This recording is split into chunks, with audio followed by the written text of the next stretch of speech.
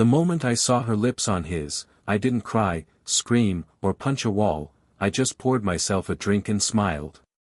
Because I knew, this wasn't the end. It was the beginning, of hers. It was 12:14 a.m. when my phone buzzed. One video. No caption. From my best friend, Ryan. My thumb hovered over the screen longer than I'd like to admit. Something in my gut twisted. I tapped play. I wish I could say it was a blurry video. Maybe I misread the moment. But no, it was clear as daylight. There she was, Natalie. The woman I thought I'd marry. The girl I shared my home, my passwords, my bank access with. At a rooftop party she claimed was, invite only for interns. Laughing. Dancing. Wearing the dress I bought her. And then, kissing him. Not just a peck. Not just a slip. A slow, intimate, hungry kiss. With Logan.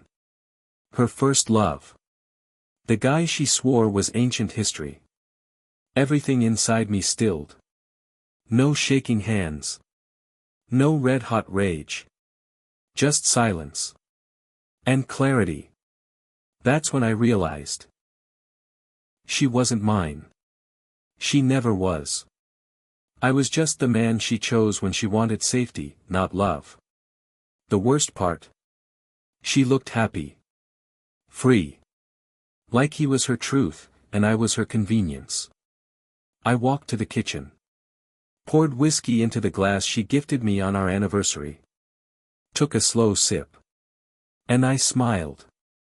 Because I finally understood why she kept me away from her parties. Why she was too tired every weekend.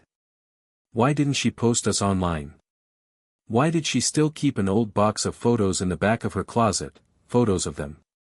This wasn't heartbreak. This was war. And the girl who thought she was playing me was about to realize. I play better when I'm broken. They say love blinds you. But with Natalie, it wasn't blindness. It was willful ignorance. I saw the red flags early, how she avoided posting us on social media, how she hesitated every time I mentioned anything long-term. But I told myself she was just private. Just be careful. Not hiding anything. I met her in junior year of college. I was juggling night shifts at a logistics warehouse and morning lectures, and she was this radiant, chaotic whirlwind of literature, poetry, and unresolved wounds. She always seemed a little lost.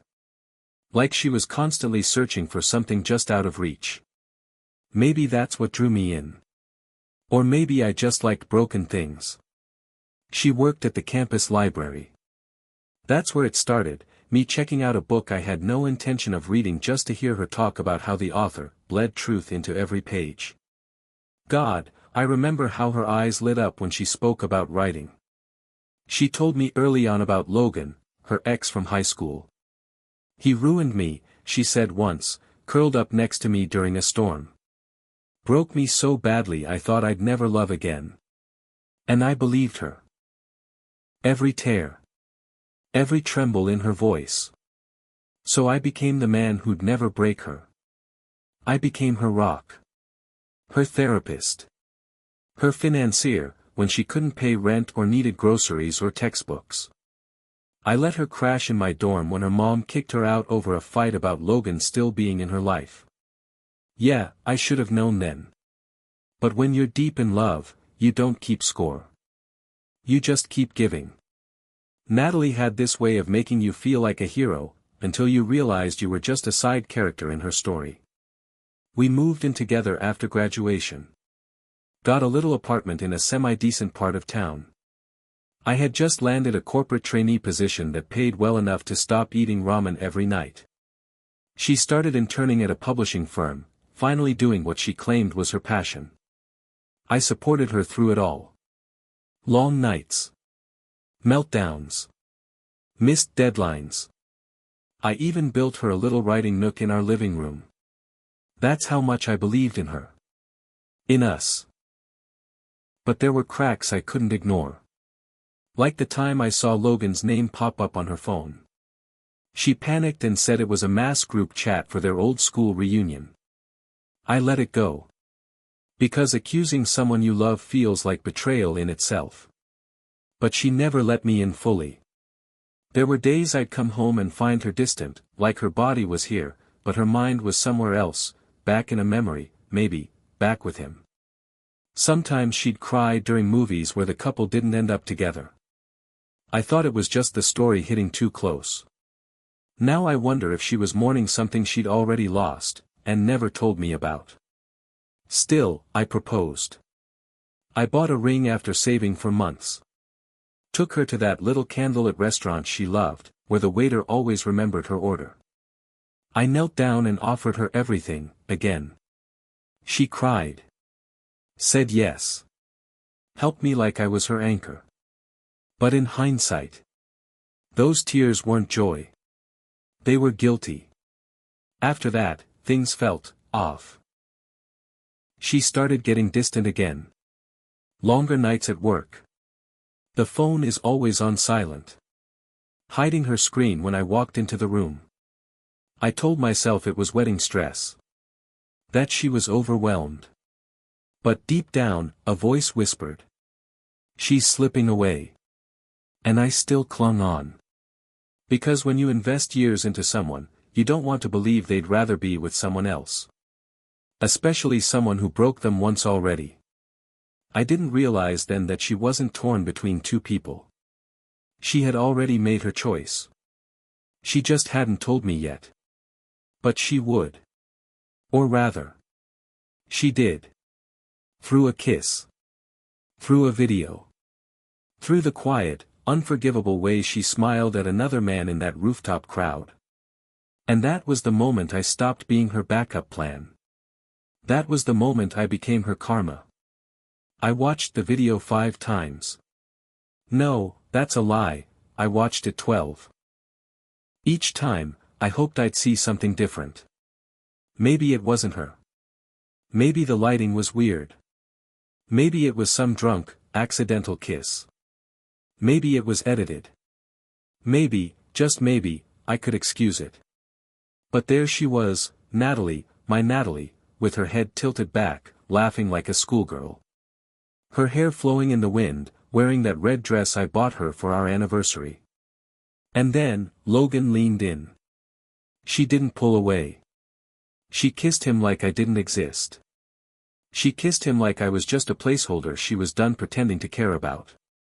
What shattered me wasn't the kiss, it was the look in her eyes. She looked alive. Raw. Electric. I hadn't seen that look in months. Not when I took her on surprise getaways. Not even when I proposed. She used to look at me like I was her anchor. Now, she looked at him like he was her escape. I sat alone on the edge of my bed, the phone still in my hand, the screen paused right at the moment their lips touched. The rest of the world felt distant. My heart didn't break like in the movies. There were no sobs. No crashing thunder. There was only silence. And a strange sense of clarity. Maybe it's true what they say. Maybe the worst betrayals don't come with screaming and slamming doors, they come with the quiet realization that everything you built was a lie. That the person you thought you knew was wearing a mask the whole time. And the scariest part? I think. I always knew. I remember the signs. The secretive texts. The sudden gym obsession. The change in passwords. The way she pulled her hand away when I reached for her in public. Little things. She told me Logan was a mistake. A teenage phase. She swore he was toxic. She said she'd block him, then forgot to, over and over again. I trusted her, because I wanted to.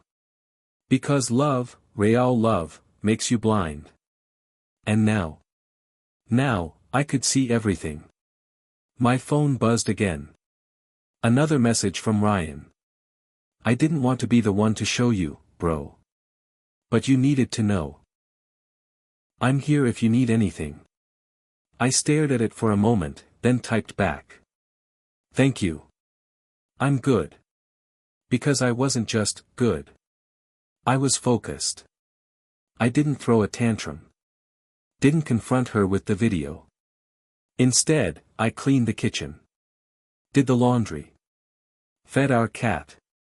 I set the table. Poured her favorite wine. Put on the jazz playlist she loved. And I waited. At 2:13 a.m., the front door clicked open. I heard her heels clatter against the wood floor, the sound of someone tiptoeing home like they still deserved peace. Hey, babe, she called softly. I turned around from the kitchen counter. She was smiling, tipsy. Her lipstick smudged, hair slightly messy. Still wearing the red dress. Still lying with every breath. I walked over, gently took her coat, and kissed her cheek. Good night? I asked, calm as a lake. It was okay, she replied with a shrug. Kind of boring, honestly. You didn't miss much. She lied with the ease of a seasoned actor. And I smiled. I missed you, I said. She leaned into me and hugged me tight. And in that moment, I realized just how far she was willing to go to keep the illusion alive. She had no idea what I knew. She had no idea the storm brewing inside me. That night, while she slept beside me, I stared at the ceiling for hours. Her body curled into mine like we were still something sacred. But all I felt was ice. I could feel my soul untethering itself from the fantasy I'd built. Each heartbeat pounding with a new sense of purpose. Because now, I wasn't just a man who got cheated on. I was a man with a plan. And I wasn't going to shout. Or plead. Or give her a chance to spin another lie. I was going to let her dig her own grave, with her own mouth, her own hands, her own blind confidence.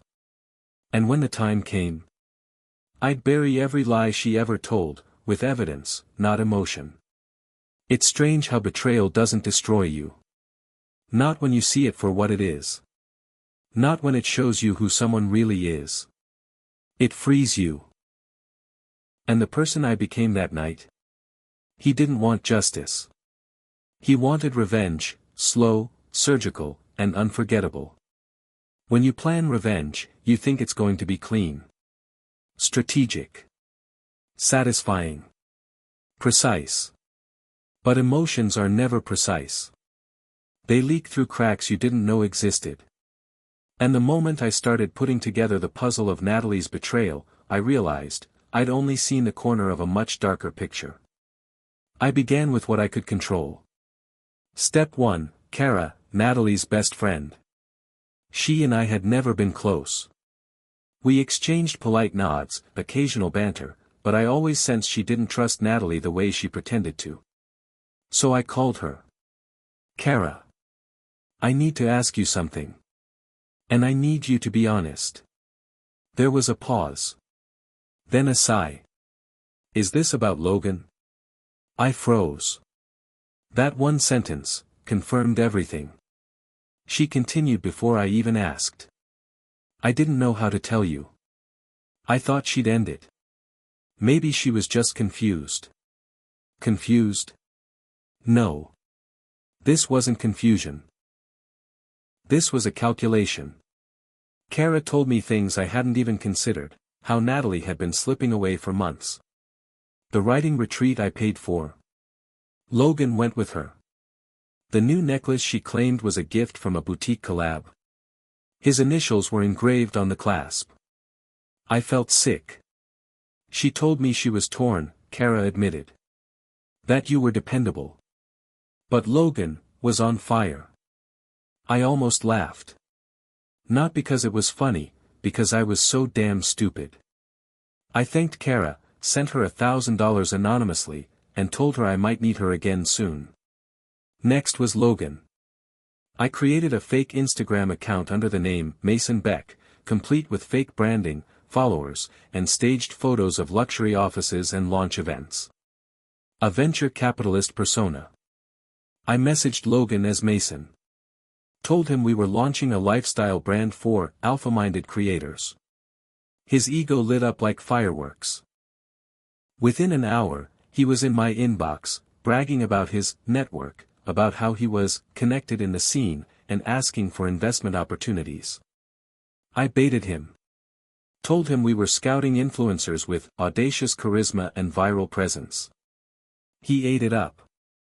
Then I scheduled a lunch at Omera, one of the most exclusive rooftop spots in the city.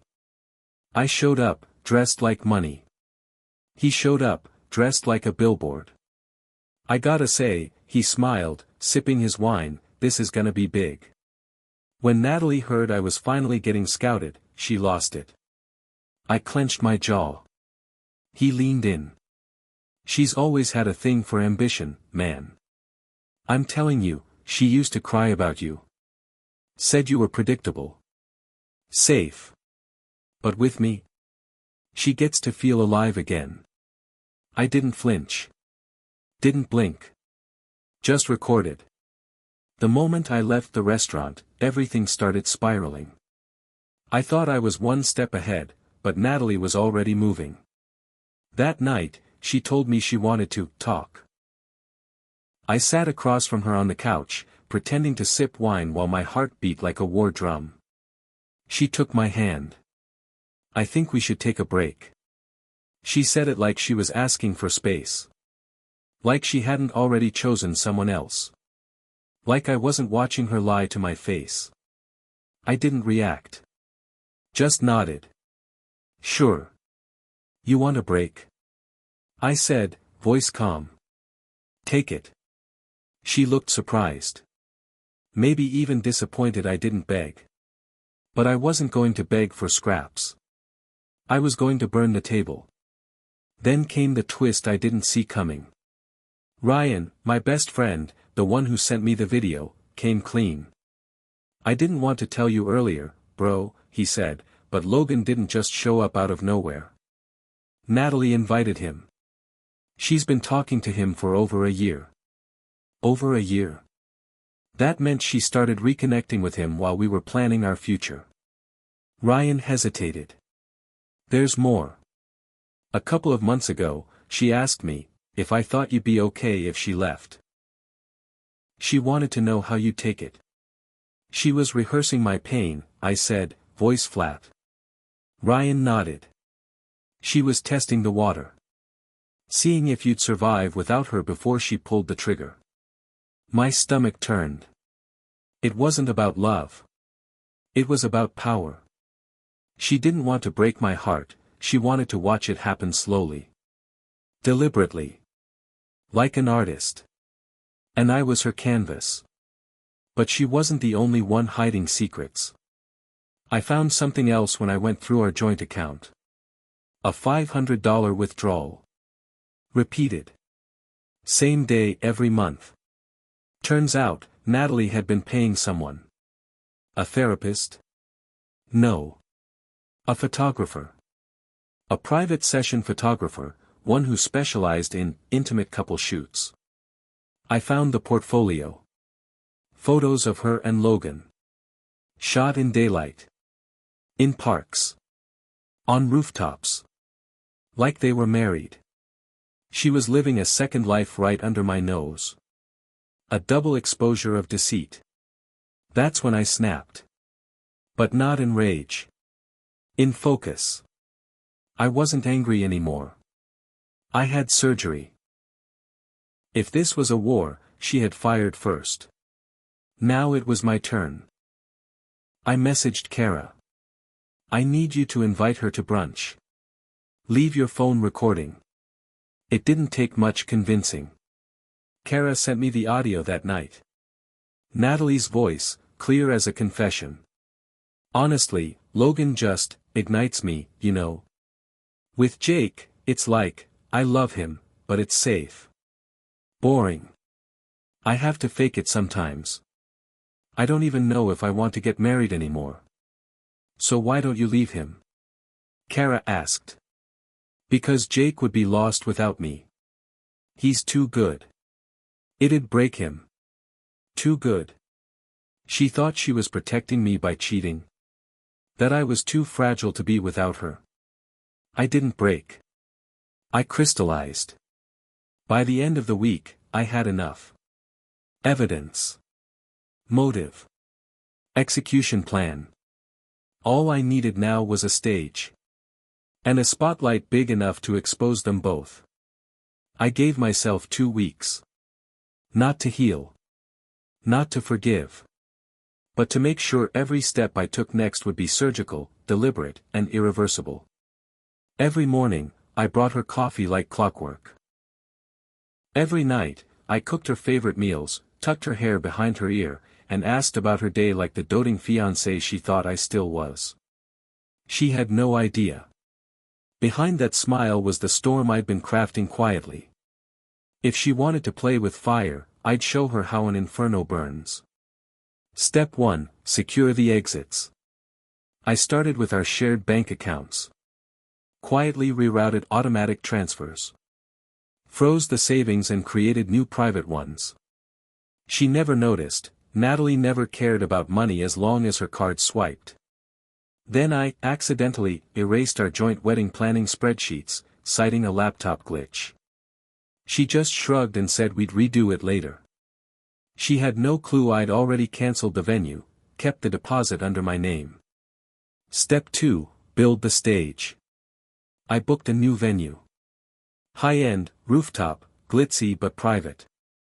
Told her it was an exclusive investor networking night hosted by my firm. I'd need her there, dressed to the nines, smiling, looking like the perfect partner. She lit up at the idea. "This is huge," she said, holding my hands. "Maybe this is the moment we finally go public about the engagement." I nodded. Exactly what I was thinking. Step 3, set the trap. I handled the guest list personally. Made sure all her closest friends were invited. Her boss from the publishing house. Her favorite editor. Even her mother, the one she claimed was too toxic to invite to the wedding. I wanted everyone who ever meant something to her in that room. And of course, I invited Logan. He got a personalized email from a fake startup rep promising VC attention and exposure to tech founders. He RSVP'd in under an hour. He was too arrogant to suspect anything. Step 4, collect the final evidence. I hired a videographer under the pretense of capturing the event. Really, I wanted multiple camera angles of their expressions. And I had Kara help me finalize the damning footage. 3 pieces. The rooftop kiss, courtesy of Ryan's video. Logan's arrogant confession, where he called me a safety net. The audio from Natalie's brunch with Kara, laughing about faking love and keeping me around. I edited them into a clean sequence. The stage was set. The night of the event arrived like a calm before the storm. Natalie walked out of the bedroom in a floor-length black satin dress. Hair curled.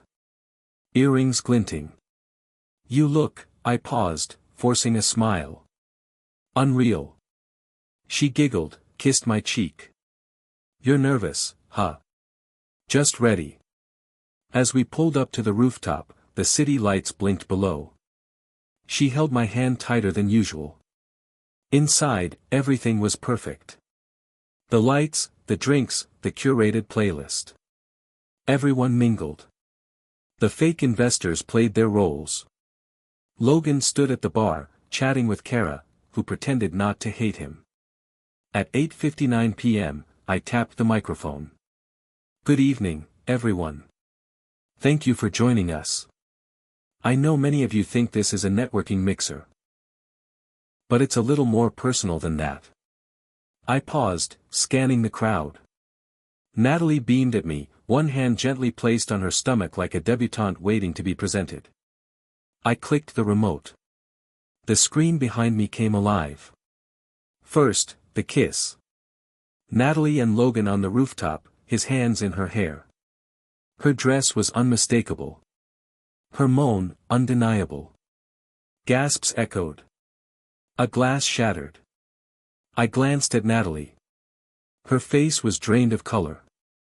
Her eyes widened. "Wait," she whispered. "What is this?" I clicked again. Logan appeared next. Sunglasses on. Cocky grin. "She's gonna dump that idiot any day now. He doesn't even suspect it. Honestly, I'm surprised she held on this long." The murmurs grew louder. Natalie turned toward him. You recorded that?" One more click. The brunch audio. Natalie's voice, clear as day. "He's good for bills and stability, but I can't be bored forever. I fake it half the time anyway." Silence. Not a breath. She stood there, trembling. I walked over, pulled the engagement ring from my pocket. Dropped it in her untouched wine glass. "Thought you'd like a toast," I said. She reached for me, panic in her eyes. "Jason, please." I stepped back.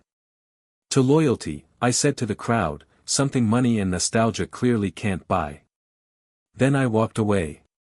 I didn't run. I didn't yell. I just left her standing there, exposed. The night erupted behind me. Her boss said something about professionalism.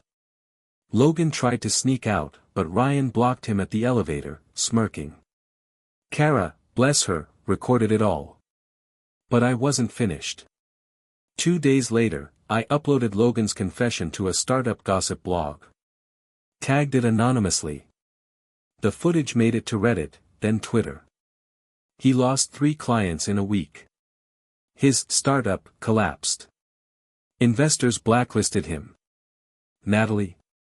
She tried texting. Calling. She left flowers at my old apartment. Too late.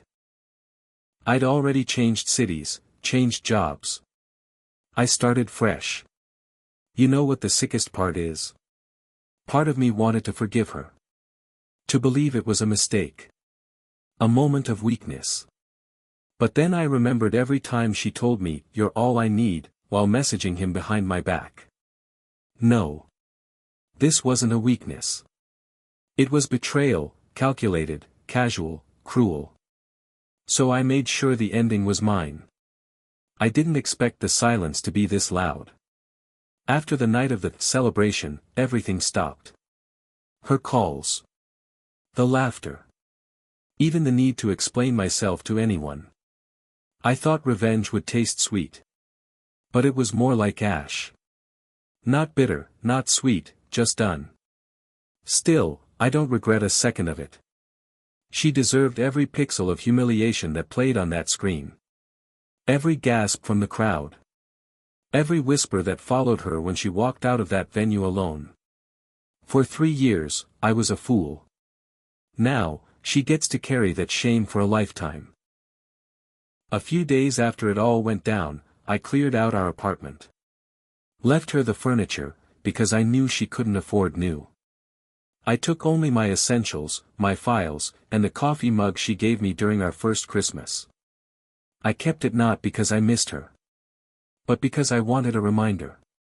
A daily reminder of how blind love can be when your heart is louder than your instincts. Ryan, Kara, even my boss, everyone told me how strong I was for handling it with so much control. But strength had nothing to do with it. It was clear. The moment I saw her kiss Logan, something inside me turned off. Like a switch flipped from love to logic. And when that happens, it's over. No amount of crying or begging can fix what betrayal cracks open. The funny thing is, she still tried. 2 weeks later, she showed up outside my building. No makeup. Hoodie covering her face. Tears falling without shame. She called my name like it still belonged to her. "Daniel, please. I made a mistake." I stood there, just looking at her. Her eyes were bloodshot, her hands trembling. But I didn't feel anger. Or pity. Just nothing. "You didn't make a mistake, Natalie," I said calmly. "You made a choice." Then I walked away. And she didn't follow. That's when I knew, it was over for real. Logan? He tried to reach out too. Apparently, his new startup tanked. Somehow, word got around that he'd been dishonest, unstable, and untrustworthy. Of course, I had nothing to do with that. Or maybe I did. Depends who's asking. Now, I'm focusing on myself. I've started working with a new client, big deal in the tech world. Ironically, they asked me to speak at a trust-building seminar. The universe has jokes. I even started seeing someone. Casually. No pressure. No blind leaps. Just conversation. Honesty. And peace. But peace is a tricky thing. Just when you think you've got it figured out, something cracks. Last week, Kara sent me a message. Hey, not sure if this is anything, but someone's been asking questions about you. Weird ones. Turns out, Logan's ex, yes, his ex, is now working at a rival firm. And apparently, she knows everything about Natalie, and me. I don't know what she's planning. But I've learned something important from all this. Betrayal rarely comes alone. It travels in packs. And sometimes, the next knife is already sharpened, just waiting for your back to turn. So, yeah, maybe my story with Natalie is over. But my story? It's just beginning. And next time, I won't just stay calm. I'll strike first.